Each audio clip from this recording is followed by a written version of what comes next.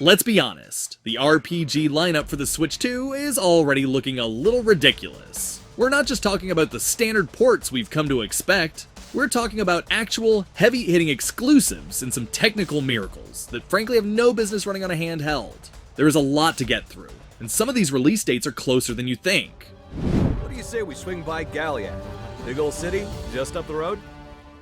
Okay, let's be real. For a long time, Monster Hunter Stories was the cute younger sibling to the main series. But Monster Hunter Stories 3 Twisted Reflection is growing up. We're jumping ahead 100 years playing as a 19-year-old captain of the Rangers. And the vibe is much more Ghibli meets high fantasy than Saturday morning cartoon. It's also the first major RE Engine title to go full cel-shaded. And on the new Switch, it looks absolutely stunning. The biggest game changer here is the habitat restoration system. You can release monsters back into the wild to raise an area's ecosystem rank, which actually changes what you find there. We're talking dual element monsters, like an Anjanath breathing fire and lightning, because the environment influenced its growth. It's a level of depth that makes the gotta hatch 'em all loop feel way more meaningful, with a 40 to 50 hour campaign and a much more mature tone. Stories 3 isn't just a spin-off anymore, it's a heavy hitter in its own right. I only want to fight so I can save my father's life.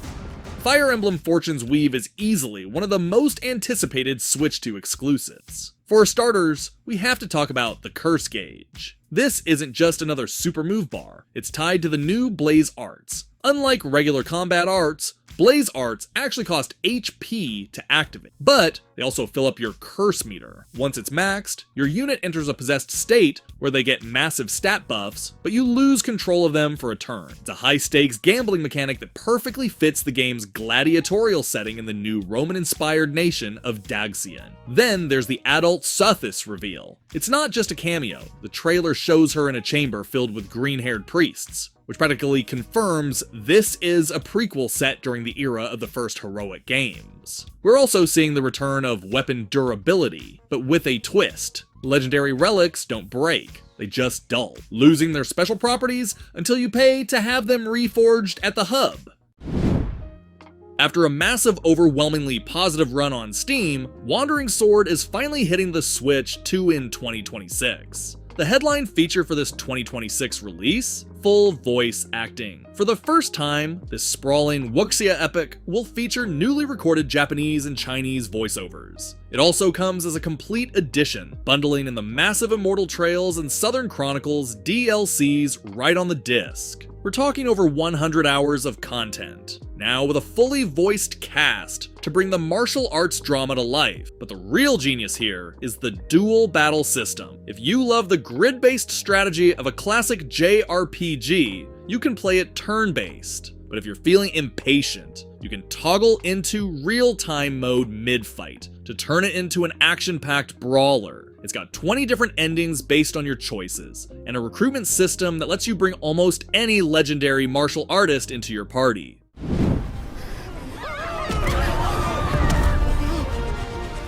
Let's talk about the elephant in the room, or rather, the giant heartless in the middle of Shibuya. Kingdom Hearts 4 is officially taking us to Quadratum, a world that looks suspiciously like our own, and honestly, it's the visual shot in the arm the series desperately needed. We're moving away from the Disney-fied softness into something Nomura calls unreality. It's crisp, it's modern, and seeing Sora's new haircut in HD makes those 2002 spiky hair days feel like a fever dream. But don't let the photorealism fool you. The combat looks faster than ever. We're seeing Sora use his Keyblade as a grappling hook, swinging around skyscrapers like he's auditioning for a Marvel movie. The big question mark remains the Lost Master arc. We've got Strelitzia showing up, the Foretellers lurking in the shadows, and a vibe that feels more Final Fantasy Verum Rex than Mickey Mouse Clubhouse. It's a bold move. After 20 years of chasing Xehanort, Square is basically asking us to forget everything we know about the rules of this universe. Sephiroth was in Midgard. We fought him. We finally have the answer to the question every Nintendo fan has been asking since 2024. Can the Switch 2 actually handle the grasslands? The answer is a resounding yes. And honestly, it's looking like a bit of a technical miracle. Square Enix just dropped the release date for June 3rd, and after seeing that direct footage, it's clear they aren't just phoning in a cloud version. Digital Foundry is already diving deep into the tech. While it's targeting 30 frames per second at 1080p docked, the level of detail they've kept, from the foliage density to those massive boss encounters, is staggering for handheld. Yes, there's some smart cuts to shadows and texture resolution to fit that 102GB file size. But when you're exploring the gold saucer on a bus, you're not going to care about a few less blades of grass. Whether you're a returning veteran or a Nintendo-only player finally leaving Midgar, Rebirth is shaping up to be the definitive must-own RPG for the Switch 2.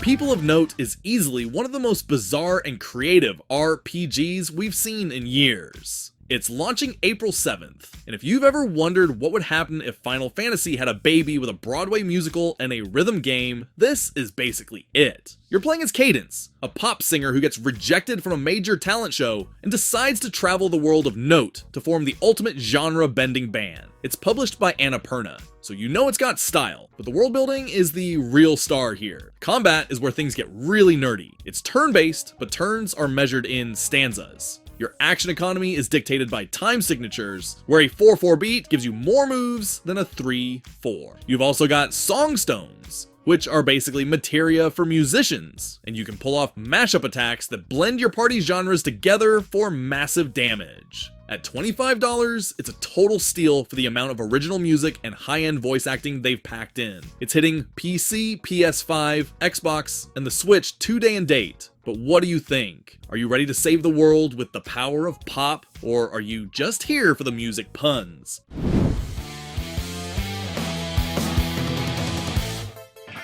The team behind the Lovecraftian city builder Worshippers of Cthulhu just pulled a complete 180, and honestly, I'm here for it. Path to Tamer is a roguelite monster-taming prequel to their upcoming city builder, and it swaps the cosmic horror for a vibrant procedurally generated world where you cruise around on a scooter. It's not just a Pokemon clone. Each run is a fresh journey from city to city where you're building a team of Mokatans on the fly. The combat is a unique hybrid of turn-based strategy and real-time action. It's snappy, tactical, and way more involved than your typical press A to win battle. But the real hook is the fusion system. You aren't just evolving your Mokatans, you're combining their traits to create custom forms that fit your specific playstyle. It all leads up to a massive stadium showdown that serves as the ultimate skill check for your team. The vast landscape of Cyrodiil in the Elder Scrolls IV Oblivion Remastered. The Elder Scrolls IV Oblivion Remastered, which was a huge hit on PS5 and Xbox last year, is officially making its way to the Switch 2 later this year, and seeing Cyrodiil in this level of fidelity on a handheld is kind of a trip. Now, the big talking point here is the tech. Unlike Skyrim, this isn't a simple port of the original engine. Virtuos rebuilt the visuals from scratch using Unreal Engine 5, while keeping the original Gamebryo physics intact for that classic Bethesda feel. On the Switch 2, they're targeting a locked 30 at 1080p, but they didn't just update the lighting. We're getting revitalized combat animations, a completely redesigned UI that actually works with touchscreens, and, thankfully, updated character models that finally move past the potato face era of 2006. It includes every single piece of DLC, from the Shivering Isles to the infamous horse armor, all on the game card. With a release window set for late 2026, it's clear Bethesda is positioning this as the big holiday RPG for Nintendo fans.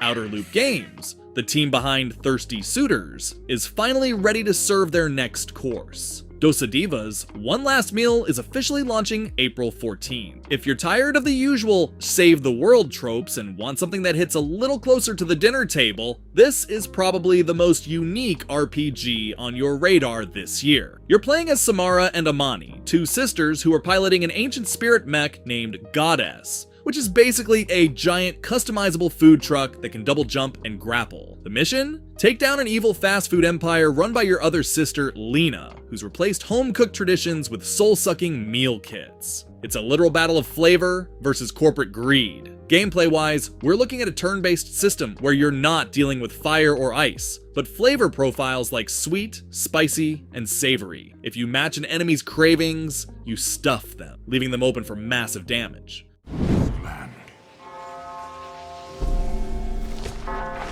Forget about fighting dragons or building pretty castles. Nested Land's arguably the most human survival game we've seen in years. It's a brutal medieval settlement sim where your biggest enemy isn't a monster. It's the Black Death and, well, your own hygiene. The realism here is intense. You aren't just managing hunger and thirst. You're managing the mental state and personal hygiene of your entire village. If you don't build bathhouses or keep the streets clean, the plague will literally liquefy your population in days. You have to decide whether to exile infected friends or spend your last gold on medicine. And every one of those choices permanently affects how your survivors view you as a leader. But it's not all doom and gloom. There's a weirdly deep level of customization here too. With a massive roadmap already laid out for the next 6 months, Nested Lands is looking like the gritty, high-stakes successor to Medieval Dynasty we've been waiting for. Over when you give up.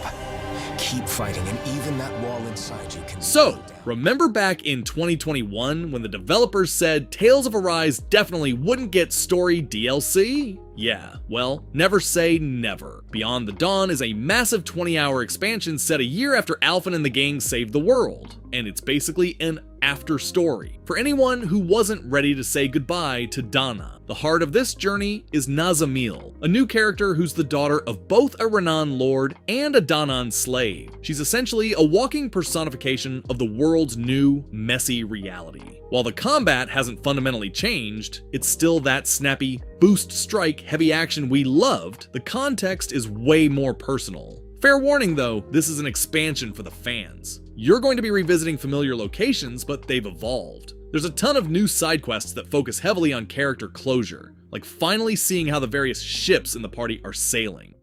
Elliot and the Fairy Fae adventure across Philadelphia. Square Enix is finally doing it. They've taken that gorgeous HD 2D aesthetic we loved in Octopath Traveler and Triangle Strategy and dropped it into a full-blown real-time action RPG. The Adventures of Elliot is basically what happens if you let Team Asano make a Legend of Zelda game, and honestly, it's a match made in heaven. You play as Elliot, a red mage-looking traveler exploring the continent of Philadelphia. The hook here is the time-traveling mechanic, where you're jumping through the doorway of time to see how the world changes over 1,000 years. But it's the combat that's the real star. You've got 7 different weapon types, everything from bows to scythe chains, and you can hot swap them mid-combo to keep the pressure on. Then, there's your fairy companion, Faye. She's not just there for moral support. A second player can actually jump in and control her for local co-op. Even in single player, she's vital for puzzles and traversal, using a warp ability that lets you blink across gaps.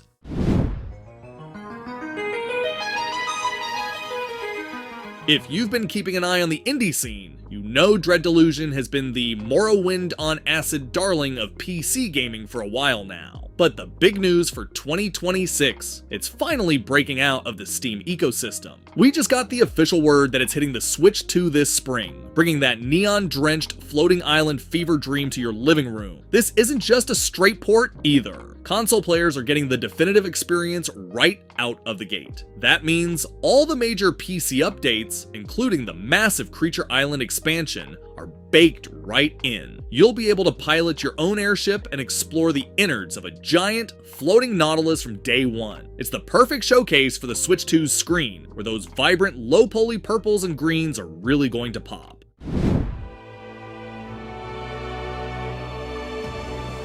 Remember when everyone thought Granblue Fantasy Relink was done after the Sandalphon update? Well, Cygames just pulled a massive U-turn with the announcement of Endless Ragnarok. This isn't just a patch, it's a full-blown expansion coming July 9th, and it's finally bringing the game to the Switch 2 with a feature we've been begging for: full crossplay across all platforms. The roster is expanding in a big way. We're finally getting the fan favorites Beatrix and Eustace, plus some surprising additions like Galanza and Magliel. But the real game changer is the new summon system. You can now equip and call forth primals mid-battle, and if you're playing as Lyria, You can even take direct control of them. It adds a whole new layer of tactical big brain energy to those chaotic 4-player raids. For the solo grinders, there's the Conflux, a roguelite-inspired mode that throws unpredictable challenges and master traits at you to push your characters way past the previous level 100 cap.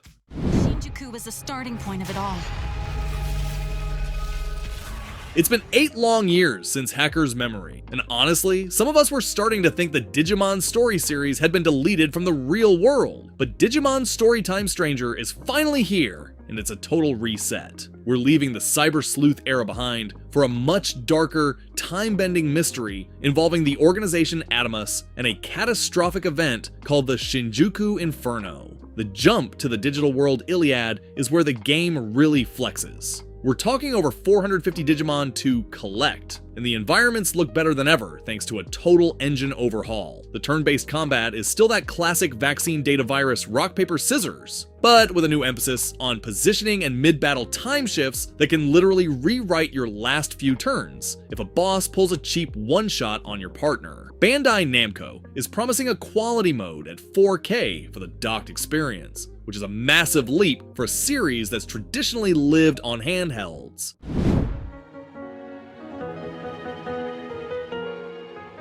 If you've been keeping up with the Undertale newsletter, you know Toby Fox is currently on a roll. After the double drop of chapters 3 and 4 last summer as Switch 2 launch titles, Chapter 5 is officially next on the menu. And get this, it's moving faster than anyone expected. Toby recently confirmed that the team has already started the localization and testing phase. Most of the rooms are done, the boss battles are functionally complete, and the bulk of the team is actually already shifting their focus to Chapter 6. We aren't looking at another 3-year gap this time. Chapter 5 is firmly on track for a mid to late 2026 release. Expect more of those special rooms that utilize the Switch 2's unique hardware, like the dual controller mouse mode we saw in the previous chapters. We're also hearing rumors of a new soul type that's going to completely flip how we handle the bullet hell segments in the upcoming Dark World, which is supposedly themed around a pink and gold garden. If you've already paid the $25 for the full game bundle, this is going to be a free update.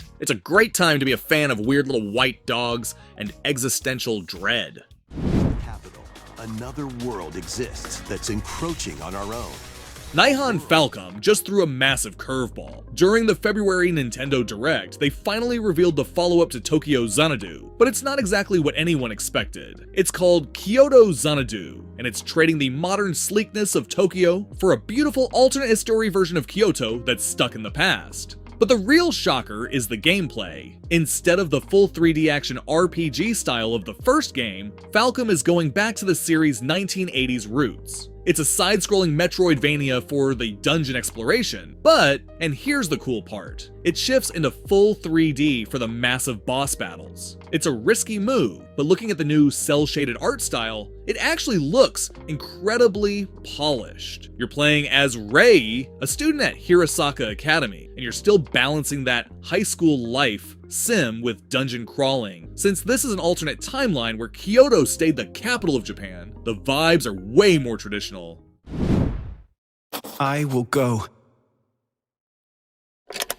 Another Eden Begins is officially coming to the Switch 2 this September. If that name sounds familiar, it's because it's a full console reimagining of the massive mobile hit that Masato Kato, the legendary writer behind Chrono Trigger, has been building for nearly a decade. But let's get the big question out of the way. No, this isn't a gacha port. This is a fully offline premium JRPG. They've completely stripped out the Gallery of Dreams and replaced it with a traditional recruitment system. You're following Aldo through time and space to save his sister. But this time around, the script has been overhauled with full English voice acting and a refined battle system built specifically for a controller. The coolest addition? New Game Plus. Unlike the mobile version, which just keeps going forever, Begins is designed to be replayable with over 10 different endings. Depending on your choices and who you bring in your 18-character party, the fabric of time actually shifts.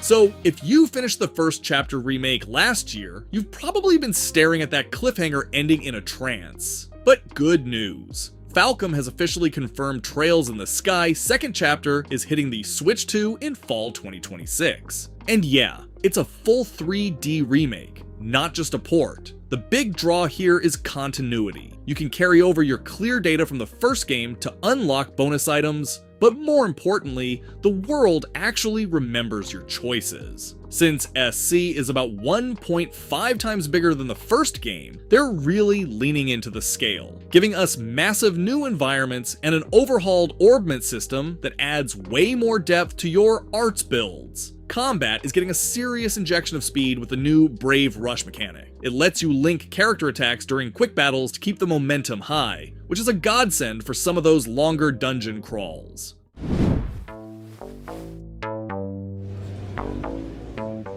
If you ever wondered what would happen if you mashed Prison Break with a gritty 90s animal cartoon, you'd get back to the dawn. You play as Thomas, a Fox reporter who gets framed and tossed into a high-security prison. But here's the kicker. This isn't a linear walk here, talk there kind of game. It's a massive, complex CRPG-lite, where every single minute on the clock actually matters. The sheer amount of freedom here is staggering. You got 3 weeks to clear your name, and how you spend that time is entirely up to you. Want to be the model prisoner who works the laundry room to earn moolah? Go for it. Prefer to join a gang, pickpocket the guards, or craft a makeshift shiv out of a spoon? You can do that too. It's all about balancing your attributes, hunger, health, and mental fortitude, while navigating a social web of inmates who all have their own agendas.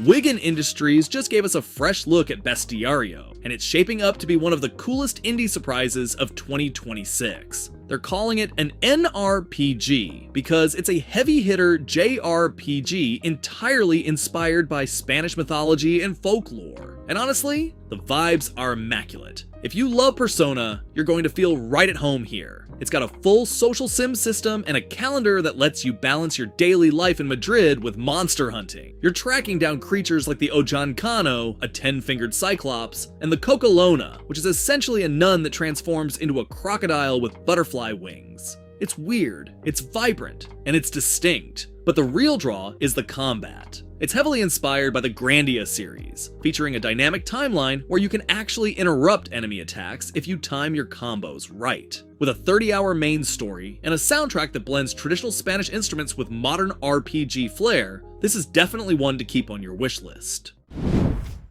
So, what do you get when you mix Slay the Spire with Evangelion and a heavy dose of Greek mythology? You get MECHBORN. This roguelike deck builder just got a massive reveal, and it's officially locked in for a late 2026 launch on everything, including a day one release for the Switch 2. The hook here is literally in the name. Your mech is your deck. Instead of just finding random cards, you're swapping out modular parts like heads, torsos, and legs. Each piece adds specific cards to your pool, meaning you're building a literal war machine that dictates your playstyle. Want a glass cannon Olympian build or a tanky Spartan frame? It's all down to your engineering. But the combat is where things get wild. It uses a conveyor belt system instead of a traditional hand. Every time you play a card, a new one slides in from the left, forcing you to think 3 steps ahead about your positioning and synergies.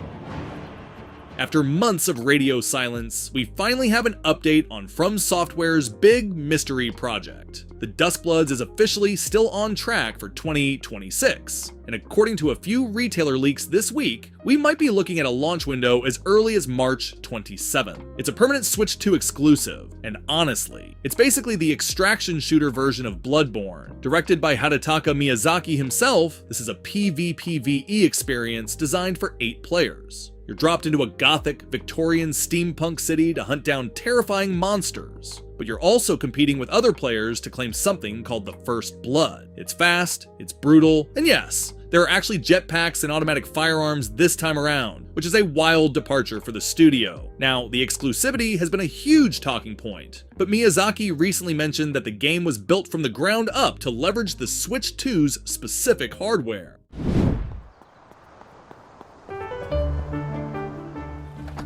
Chucklefish's Stardew meets Harry Potter sim WitchBrook has had a bit of a rough journey. After that October delay pushed it out of 2025, we're officially looking at a 2026 launch. But the good news is that it's now confirmed as a day one title for the Switch 2, and we finally have a look at the actual scope of the world. The big update recently was the interactive map of Mossport. It's way bigger than just a school. We're talking about the Shadowlow Forest, Parasol Sands, and a full high street. The best part? It's all seamless. On the Switch 2, they're utilizing the extra RAM to completely eliminate loading screens between the student village and the college, which was a huge pain point in the early development builds. It's been in development since 2017, and while the wait has been long, the move to 2026 feels like the right call to let the cauldron bubble just a bit longer.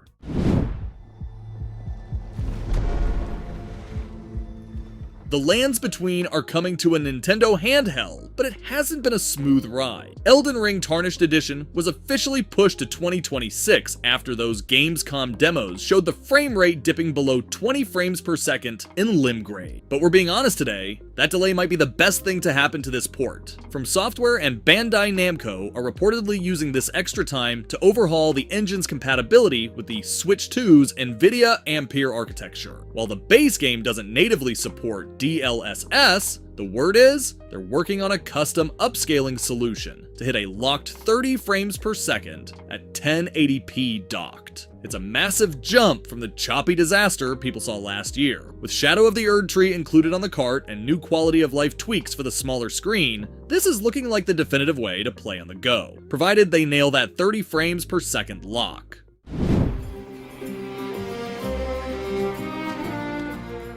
So you know those cozy games that usually look like they're running on a toaster? Well, forget all that. My Time at Evershine is aiming for a 2026 launch, and it's effectively the first game ever confirmed specifically for Switch 2. Pythia Games is ditching the cartoony bobblehead look for a gorgeous, realistically proportioned art style that actually looks like a modern RPG. But the real twist is the job change. You're not a builder this time, you're the governor. You're heading a north development plan to build a stronghold against the Divas Empire. Instead of just grinding for wood and stone yourself, you can actually recruit and command NPCs to do the manual labor for you. You're the architect of the entire city, deciding where every building goes and how the economy runs. You can have a party of 3 followers who follow you into dungeons. And for the first time in the series, the entire story campaign is playable in 4-player co-op.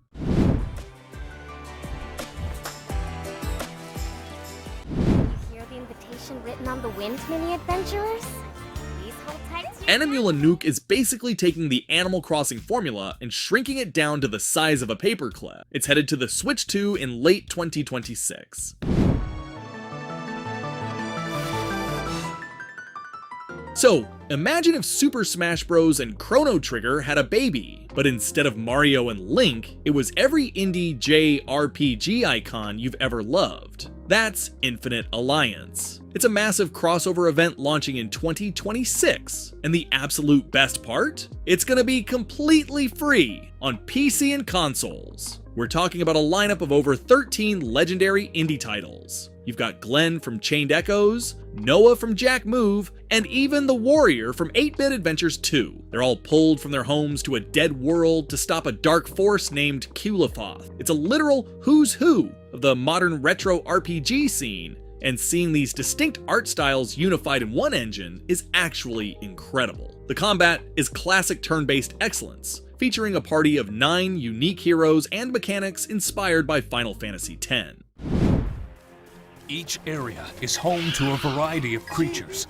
Aquaplus just dropped a bombshell for JRPG fans. And the big story here, it's launching day and date with the series' brand new mainline entry, Shiro e no Michishirube, making this the ultimate double feature. Now, if you haven't played this one on PC or PS5, you're in for a treat. It ditches the tactical grid for a traditional turn-based system, but with a wild twist called the Action Ring. Combat takes place on concentric circles. The closer you are to the center, the more turns you take. It turns every boss fight into a literal race for momentum, as you shove enemies to the outer rings while your party dominates the core. The Switch 2 version is reportedly cleaning up the rough edges from the original launch. We're looking at improved NPC models, faster traversal, and, thankfully, much better performance in the massive field areas. Plus, because it's a prequel following a young Oster, it's actually the perfect starting point for newcomers.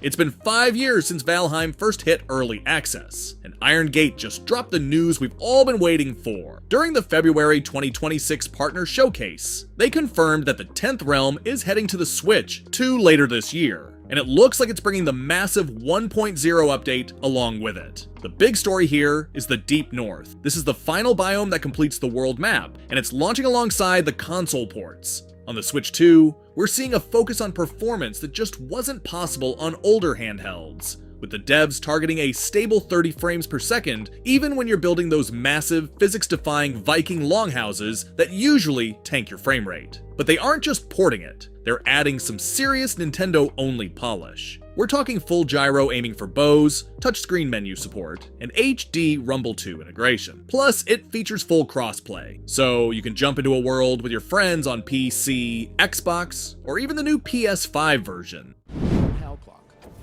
Hellclock is an Exile-like, roguelike game. Alright, so imagine if Path of Exile and Hades had a high-speed, heavy metal babyset during the Brazilian War of Canudos. That's Hellclock. It's been making waves on PC since last July, but we officially have a date for the Cursed War expansion hitting in Q1 2026. And yes, the game is finally making the jump to Switch 2. The core gimmick here is brutal. You have exactly 7 minutes on the Hell Clock to descend as deep as possible before your time runs out. It's a relentless race where you're picking up blessings and constellations to build a screen-clearing monster in real time. But if the pressure is too much, the devs at Rogue Snail actually included a relaxed mode that lets you disable the timer entirely. The 2026 update is massive. We're getting the long-awaited Movement 2.0, which finally lets you attack while moving, a total game changer for those late-game boss fights. Plus, the expansion adds Act 4, new cube-style crafting, and a full version of the Ascension endgame. Alrighty guys, see ya in the next video.